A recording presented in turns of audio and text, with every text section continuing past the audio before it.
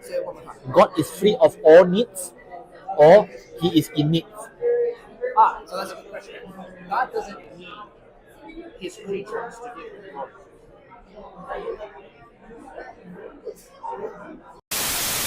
That although the horrible fall happened, Adam and Eve disobeyed God and brought upon the original sin, He already had a rescue plan, namely this seed of Eve.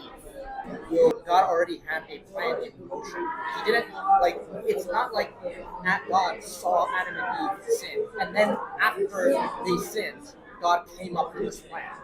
So that's what I mean by Christians believe God does not merely react. Yeah, I agree. So He mysteriously decided providentially that this would bring Him more glory than Bring who glory? God. This would bring Himself more glory. Okay, meaning God has to bring Himself more glory, although He's already being glory. That's what He does. So, Do you mean that God is free of all needs or in needs? say it one more time. God is free of all needs, or He is in need?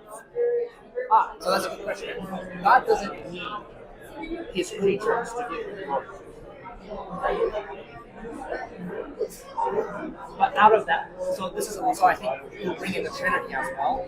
So one of the other things that I find is very amazing about the Trinity is that this enables God to be eternally loved without having to create. If you think about it, love is inherently relational. It is inherently relational. But then if God is not a Trinity, something like that, if he is an absolute monotheist, like a absolutely singular monotheism, then it is impossible for God to be eternally loving. Do you agree or disagree? Like yes or no? Is love inherently ontologically relational? There are many different types of love. If we talk about love in terms of relationship, when relations, meaning that there must be another party involved. Sure. Right? Sure? Yeah. So, if you talk about relation, yes, love, you need another party to be in relation. But can you have the feeling of love? Can you have the attributes of love? Because when we talk about, like for example, when we talk about God, right? When we talk about God, God is free of all needs. Because if we talk about the Trinity, how to reconcile the disparity between God is mortal and immortal, all-knowing and not all-knowing in the same time, when they are equal. Those things have to be defined. Have to be defined because when you say God do not need to create, okay, I agree. God do not need to create. When you say God do not need to create, then you will go back to the concept of relationship between the Trinity, right? Now, that is a point of contentions. There's a point of contention when you talk, right? When we say they are equal, but you have in John that the Father is greater than I, and the Father is greater than all. So now, when something does not imply unequal worth. No.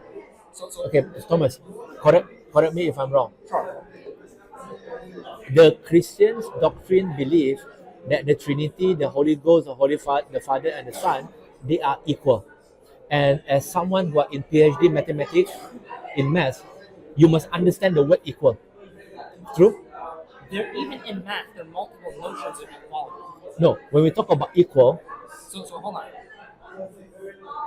There's an entire field of math that I use called category theory. And category theory talks about the different notions of what equal means. So already, you have to be more specific. When you say what the Christian mean when they say equal, and when there will be questions. What did the Christian mean when they say equal? Number one, and which of the Bible verses say so? Or you are making up the equations, or you are making up the definition that is not based. There is no basis from the scriptures.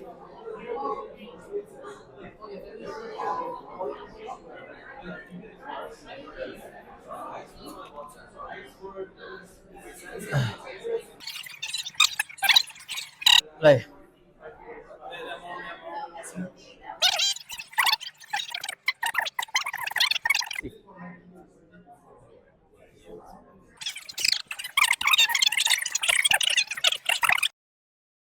أنت وهاب العطاء